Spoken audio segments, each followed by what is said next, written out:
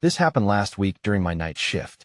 I was new to the small-town hospital, just trying to adjust after years in a busy city hospital. The old building creaked with every step, and the lights flickered above me. I was alone in the pediatric ward, surrounded by empty rooms. The distant beeping of machines made everything feel even creepier. Around my second night, I thought I heard soft giggling coming from the hallway.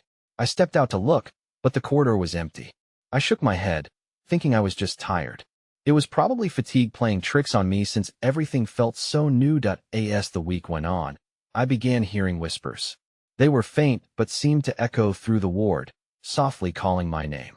"Rachel," they said, like a gentle breeze. It left me feeling uneasy. Maybe it was just my tired mind again. Then I noticed children's drawings taped to the wall. They looked colorful and cheerful, but no parents had brought in any kids for days. That didn't add up, and I felt a shiver down my spine. One night, I walked by an empty room and found toys scattered across the floor. I felt a knot in my stomach when I stepped inside.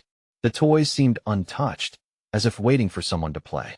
My heart raced as I scanned the room. I could almost hear the laughter again, echoing in my mind. The whispers kept coming. They wrapped around me like cold fingers, but I could never see who was making them. It felt wrong, like shadows were watching. Maybe it was just a prank from other staff, I thought. But there was no one in sight. I gripped the desk at the nurse's station, trying to steady my breathing. Then one night, I froze when I thought I saw a figure in the window. I rushed to check, my heart pounding. But as usual, there was nothing. Just the empty hallway stretching out in front of me. My hands trembled, and I felt like I was losing grip on reality. The giggles grew louder, mixing with those whispered calls. I began to question myself. Was this just exhaustion messing with my head? I wanted to scream, but couldn't find my voice. The hospital felt like it was closing in around me. Finally, I turned to head back to my station, but then I heard a soft voice say, "Help us." My breath caught in my throat. I spun around, terrified, but the corridor was still empty. My heart pounded hard in my chest. It was wrong, and I felt a desperate need for answers. Now, I'm left with more questions than ever. What were those whispers? Were they real or just in my mind? I don't know anymore. But something strange happened last night. As I walked past that same room, I heard a child's laughter coming from inside. I didn't go in this time. I could feel something waiting for me there. And I knew I wasn't alone anymore. I didn't sleep much that night. Every creak in the building felt amplified, and my eyes kept drifting to the empty room that had come alive with laughter. I fought the urge to check on it, reminding myself that I needed to remain professional. But I couldn't shake the feeling that something was off. The next evening, as I prepared for my shift, I couldn't help but think about the strange occurrences in the hospital. I just wanted to get through the night without losing my mind. I walked to the nurse's station, hoping to distract myself. But each time I glanced toward that empty room, my heart raced. Around midnight, a chill swept through the ward. I checked the thermostat. It was fine. Maybe it was just another trick of my tired mind. But then I heard it again, soft giggling, echoing through the corridors. I tried to reason with myself. It wasn't real, it couldn't be. But the laughter was so clear that I felt the air thicken around me. I grabbed the flashlight from the desk and stood up. Slowly, I made my way to the room, my footsteps echoing. I could feel something drawing me closer. The giggles twisted in my ears, and a low murmur followed. "Rachel." My breath caught in my throat. I stood in front of the door, hand frozen above the handle. I wanted to turn back, but something urged me to open it. I could almost feel the warmth of little hands pulling me in. Finally, I gathered my courage and pushed the door open. The room was dim, the only light coming from the flickering overhead bulb. Toys were strewn about, just as I had seen them before, but now they looked different. They seemed almost alive, as if they had been waiting for me. I stepped inside, heart thudding in my chest, and that's when I noticed something strange on the wall. It was a drawing, a crude but cheerful depiction of what looked like a group of children holding hands with a figure that resembled me. My heart raced as I traced the outlines with my finger. "Help us," the drawing said, scrawled at the bottom in a shaky hand. I stumbled back, feeling a chill seep into my bones. Suddenly, the laughter changed. It turned darker, more frantic. I turned to leave, my pulse pounding in my ears, but just as I stepped out, the door slammed shut behind me. Terror clawed at my throat as I pulled on the handle, but it wouldn't budge. I was trapped. Then, the lights began to flicker violently, and the whispers grew louder, echoing all around me. "Help us! Help us!" I screamed, but my voice was swallowed by the thick darkness. I felt a cold breeze brush past me, and for just a moment, I thought I saw shadows flitting across the walls. That's when I realized I wasn't alone. The whispers seemed to swirl around me, forming shapes I couldn't quite see. I could feel them, pulling, pressing, like they were trying to communicate. Help us! It was no longer just a question. It felt like a demand. My heart raced, and in that panic, I yelled, "What do you want?" The room fell eerily silent, and then I heard a child's voice breaking through the quiet. "Rachel, you have to let us go." I felt something shift in the air, cold and heavy. I needed to get out. I pulled harder on the door, my fear fueling me, and finally, it creaked open. I stepped outside, breathing in the cool air like a lifeline. But as I ran back to the nurse's station, the whispers faded, replaced by a chilling sense of dread. Then I remembered. I had to know. I had to find out who those children were and why they needed my help, because whatever was happening in this hospital was far from over. I couldn't shake the feeling that I was being watched the next night. I tried to focus on my duties, but every shadow seemed to shift and breathe. It was as if the walls themselves were closing in. I made my rounds, checking on patients, but my mind kept drifting back to that empty room. Around midnight, the giggles returned, echoing through the corridors. This time, they were joined by something heavy and muffled, like a distant drum. I gripped the flashlight tightly, each step toward the room intensifying my unease. The door stood ajar, inviting yet foreboding. I hesitated, my heart pounding in my chest. With a deep breath, I pushed the door fully open. The familiar sight greeted me, the toys scattered across the floor, the dim light flickering. But there was something else now. The drawing on the wall had changed. More figures were added, their expressions twisted with fear. Below the images, the plea was now clearer. "Help us before it's too late." My throat felt tight. I stepped closer, trying to understand.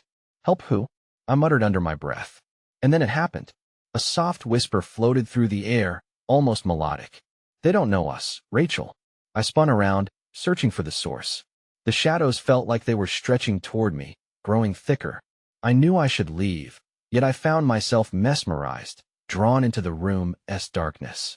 Suddenly, the air shifted again, that cold press surrounding me. "Please," the whisper pleaded, "you must find the key." Confusion washed over me. "What key?" A shiver ran down my spine as the whispers grew anxious. "He can't find you. Hurry."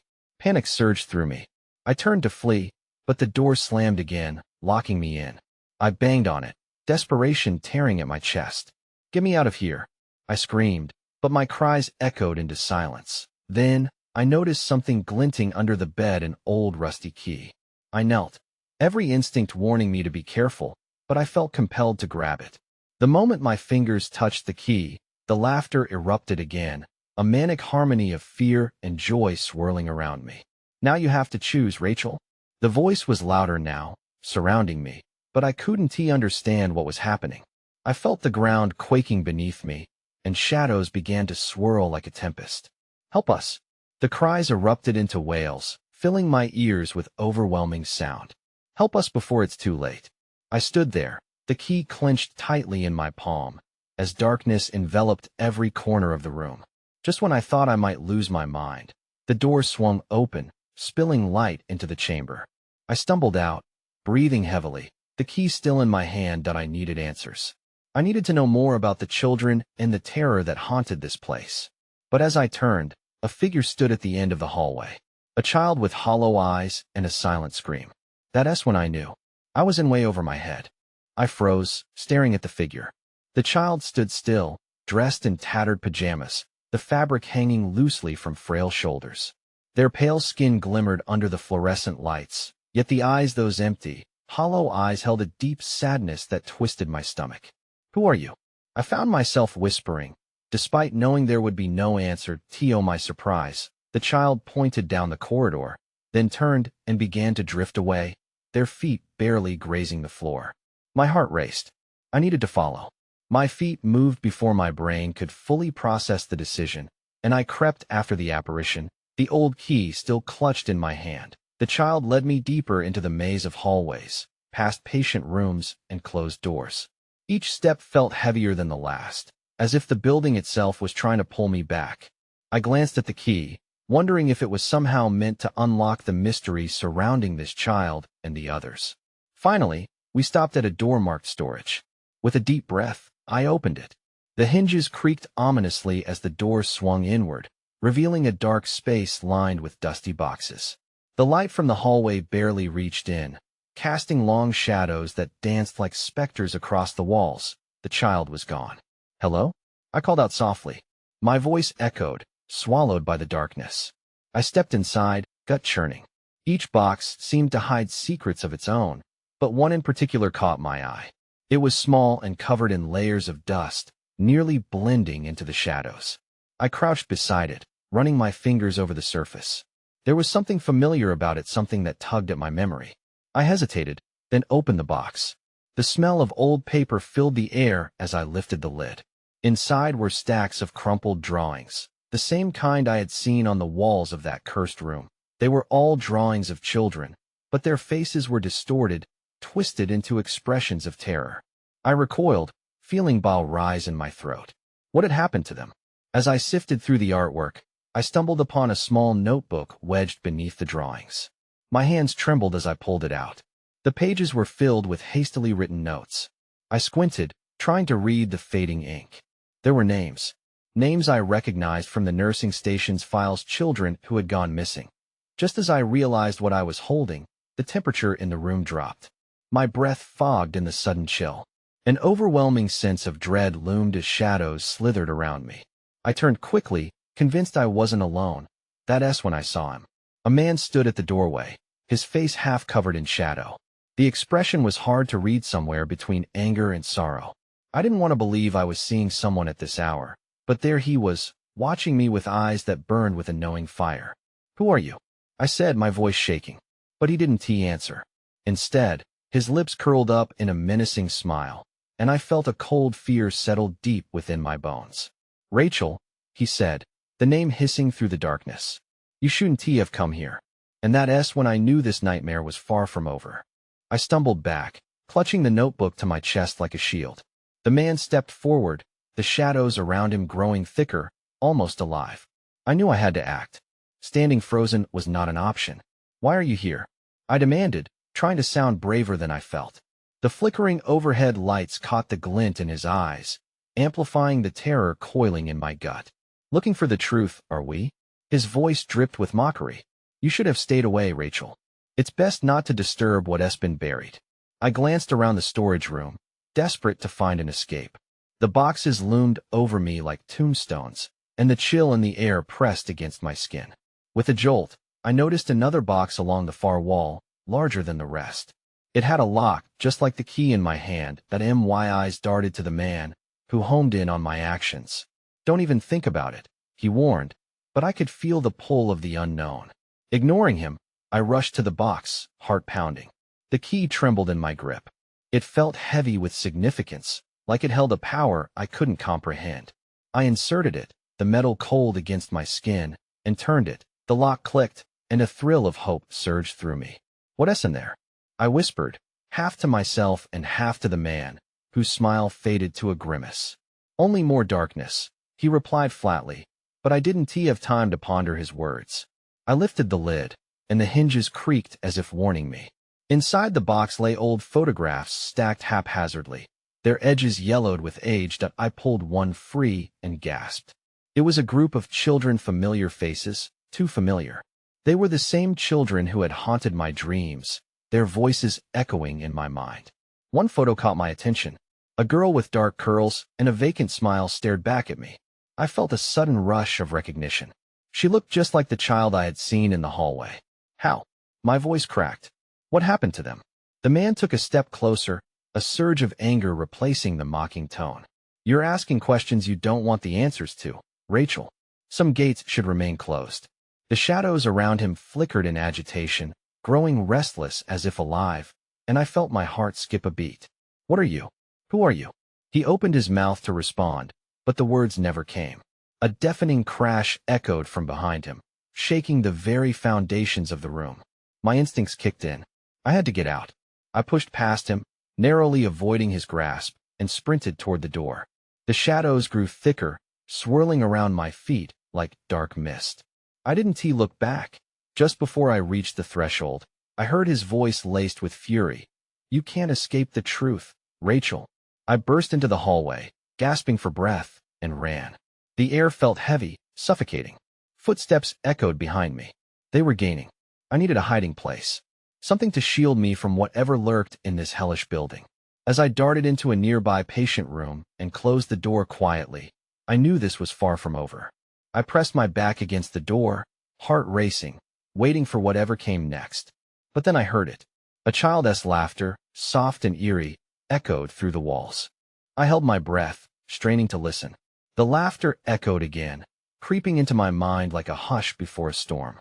Memories of the photographs danced like ghosts in my memory. That laugh was at the girl from the photo. I could almost picture her, bright and full of life. But the sound felt tainted, eerie. I stepped deeper into the dark room, away from the door. I had to be quiet. My heart thudded in my ears. I searched the room for anything useful. White sheets covered hospital beds, and charts hung from the walls like forgotten whispers. But there was nowhere to hide. Then, the laughter stopped. It was replaced by a soft tapping, like tiny fingers drumming against the wall. It came closer. I could feel my pulse racing as I backed up to the far corner, clutching the notebook tight. "Please, don't let this be real," I whispered to myself that I needed to think. What had I stirred up? The man's words replayed in my mind. Some gates should remain closed. I had unleashed something I wasn't prepared for. Maybe whatever was behind that box was meant to stay buried. But I had to find out more about those children. The tapping continued, now blending with the sound of shuffling feet just outside the door. I could see a strip of light underneath. Panic surged inside me. I had to get out of this room. I turned toward the window. It was too high and too small for me to fit through. I glanced at the door again. The shuffling stopped. I pressed my ear against the wood, listening. Silence. With a swift motion, I reached for my phone, but it was dead. Just great. I was completely cut off from the outside world. Then, without warning, the doorknob rattled. I stumbled back, tripping over a bed frame. It felt as if time slowed. I was trapped. As the door creaked open, dread washed over me. I steeled myself, ready to face whatever was coming through. But it wasn't the man. The figure that emerged was small and shrouded in shadow. "Help me," a voice whispered. It was a child's voice. I blinked in confusion. "Who are you?" I managed to choke out. The figure stepped closer, and a little face came into view. It was her, the girl from the photograph. But she looked different, hollowed and scared. "Please, I can't find them," she said, her eyes wide and pleading. Before I could respond, the lights flickered. The room felt charged with a wave of cold air, and the laughter returned, echoing louder than before. I felt trapped between two worlds, unable to move. Then she pointed back down the hallway. "They're coming." Fear gripped me tightly. I had to leave this room, but what lay ahead? I had no choice. I followed her, heart racing, knowing that once I stepped out there, everything would change. That's when I saw it. Another figure loomed in the distance, watching us. I took a step back, instinctively moving closer to the girl. My mind raced in panic as I tried to make sense of the looming figure. It was tall, too tall, and it seemed to be gliding rather than walking. A chill crept down my spine. "What is that?" I whispered to the girl beside me. She didn't respond, her gaze fixed on the shadow as it appeared to take a step forward. I could feel the fear radiating from her small frame. Just then, the lights above us flickered once more, illuminating the hallway in a strobe-like effect. For a split second, I saw the figure's face. It was twisted, almost parodying a child's innocence. My heart raced, and I clenched my fists. I wanted to scream, but I breathed deep instead, trying to stay calm. "Run!" the girl suddenly shouted, breaking the spell of silence around us. She grabbed my arm and pulled me toward a door at the end of the hallway. It looked like it led to an old stairwell, the peeling paint suggesting it hadn't been used in ages. Without thinking, I followed her. We burst through the door, and she hurried down the stairs, glancing up nervously as we descended. I didn't dare look back. Each step echoed in the darkness, my breath quickening with every thud of my shoes against the cold metal. "Where are we going?" I gasped, trying to keep pace with her. "To find them," she said, her voice shaky but determined. Who? I asked, but I wasn't sure I wanted to know. My mind filled with images of lost children.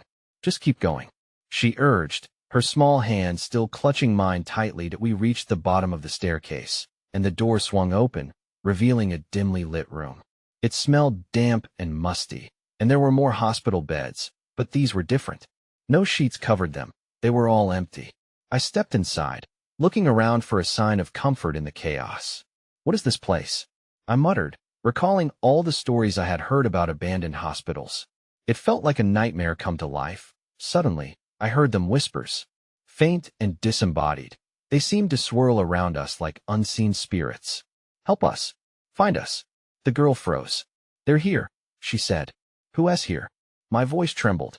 Before she could answer, a door on the far side of the room slammed open violently. The noises rose to a deafening crescendo, and a group of shadowy figures appeared, their faces obscured by the darkness. They swarmed toward us, long fingers stretching out, beckoning. Run, I shouted, as I pulled the girl by her hand, trying to find another way out. But the figures were closing in. My heart raced like a mad drum as I searched for an escape route, my mind a chaotic blur. I could feel their cold presence snaking around me, their whispers filling the air with despair. Then, just as I thought I was losing hope, I spotted a flicker of light at the end of the room. Over there, I shouted, pointing toward it, but the girl didn't move. Her eyes were locked onto the shadows behind me, filled with a fear I couldn't comprehend. I was torn. Either I could leave her behind and make a break for it, or we could risk it together. I reached out, desperately hoping she would come with me, but her gaze was fixed on the looming figures, paralyzed by an invisible force. Please, I shouted, my voice breaking. We have to go now. And that S when I heard it again, a low, guttural laugh. I was going to have to decide. Stay and fight, or run and risk everything. I didn't have time to think. The room pulsed with shadows, and I sensed the girl's hesitation. I felt a pull toward the light, an urgency I couldn't ignore. So, I made a choice. Come with me, I yelled, wrenching her hand loose from her grip on my arm. I sprinted toward the light, praying she would follow.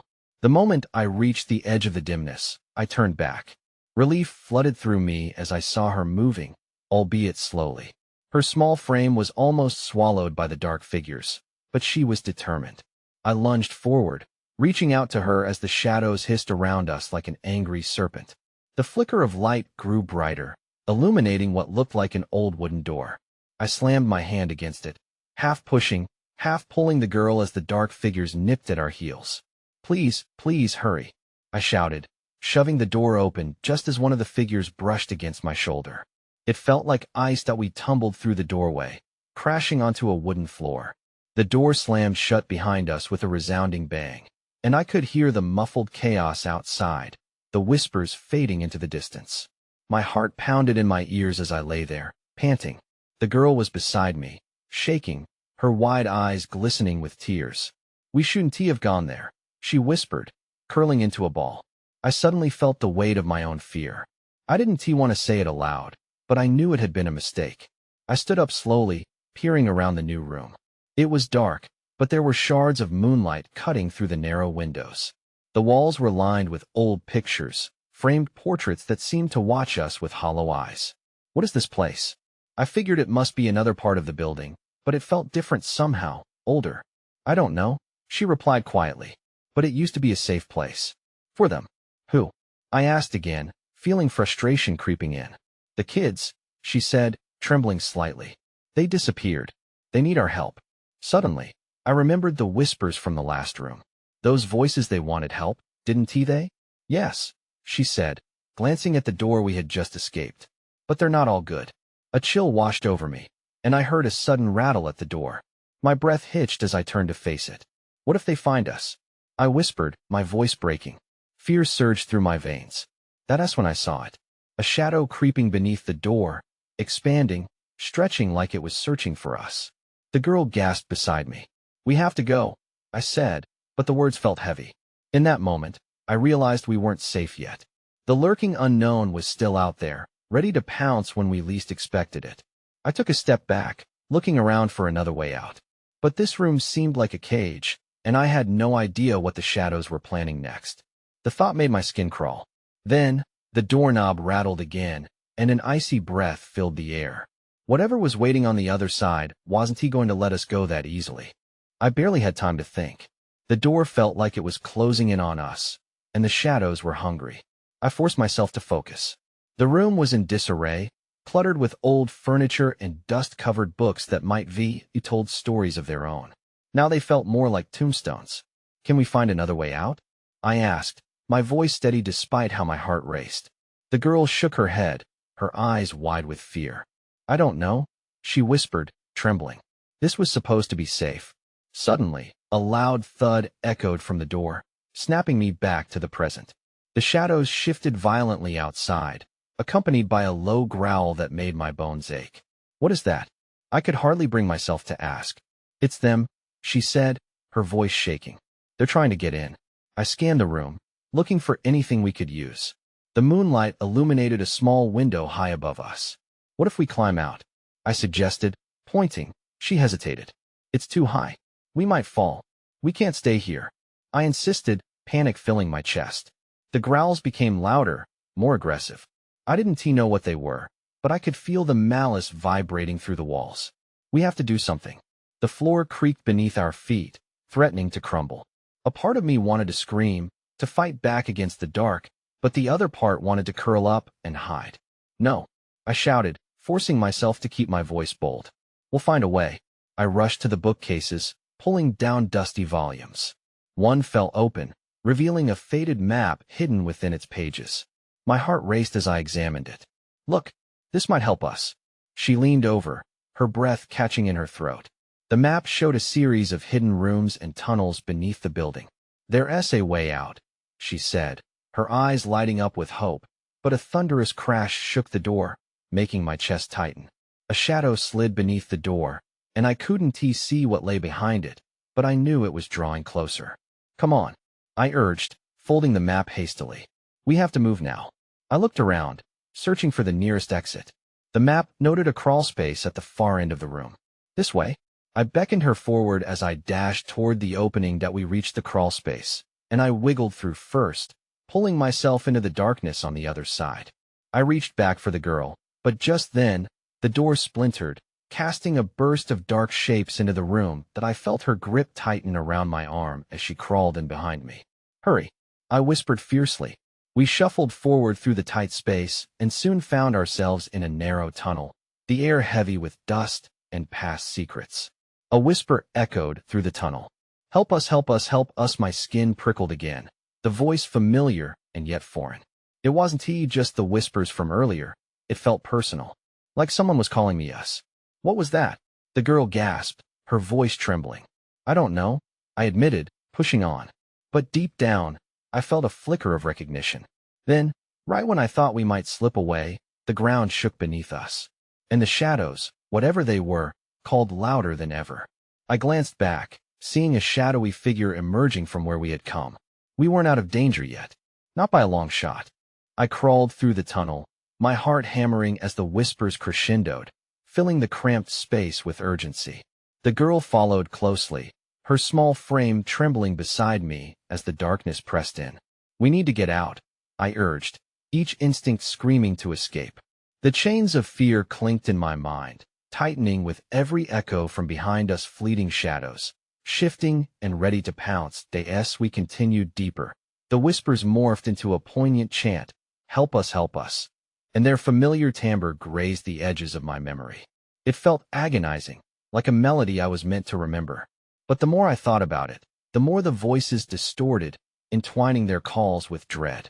The fear of what was pursuing us felt tangible in the dank air, pushing us forward through the narrow passage. Suddenly, the tunnel's south walls began to close in the vibrations of something massive clawing at the entrance.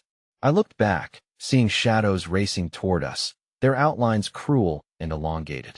It's coming, I gasped, a surge of adrenaline sparking through my veins. Keep moving. The girl and I pressed on, pushing through the darkness. I could hear her quickened breath behind me, tempering mine. My fingers soon grasped a rough-hewn surface ahead, and with a burst of determination, I pressed forward. My hand flew out as I felt what could only be a door. The whispers behind us flared a cacophony of demands, wails, and the echo of children begging for release. With a swift shove, I threw open the door, and we tumbled into a brighter room, the light momentarily blinding. I squinted at our surroundings, taking a shaky breath as the door slammed shut behind us. Dust motes danced in the air. The atmosphere was thick with memory and significance. Quickly, I scanned our new surroundings, a large attic, crowded with old furniture and remnants of lives long gone. We were suddenly enveloped in silence, the echoes behind us as if drowned out by the immensity of the room, leaving nothing but the weight of unresolved tension. The girl's breathing slowed as she looked around, wide-eyed. I turned to her, desperate to know what we should do next. "What now?" I asked, my resolve shaken. "We can't go back." "Not back," she said, her tone soft but urgent. "We have to find them." "Who?" "Us," she answered, her eyes shimmering with fear and purpose. "All the children." I felt a chill crawl down my spine as her words hung heavy in the air. The atmosphere shifted. The whispers were coming back, reverberating softly around us, as if the walls were echoing children's laughter. But before I could respond, I noticed a dull glimmer beneath an old blanket draped over a rocking chair in the corner. "What is that?" I whispered, taking careful steps toward it. As I reached down, my fingers brushed against a small, dusty music box that seemed strangely familiar.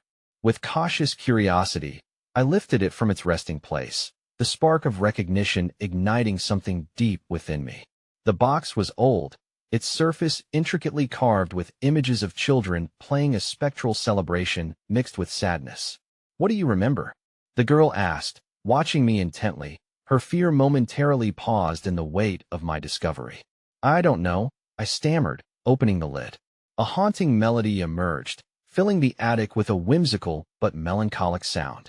And suddenly, I was engulfed in memories that felt like fragments of another life, faces of children painted on the walls, the laughter echoing in the halls, and the chilling moments intertwined with sorrow. The whispers surged to match the melody, swirling around us, the shadows from the darkness creeping closer again, as the music awakened something dormant, lost spirits tied to the very essence of this place.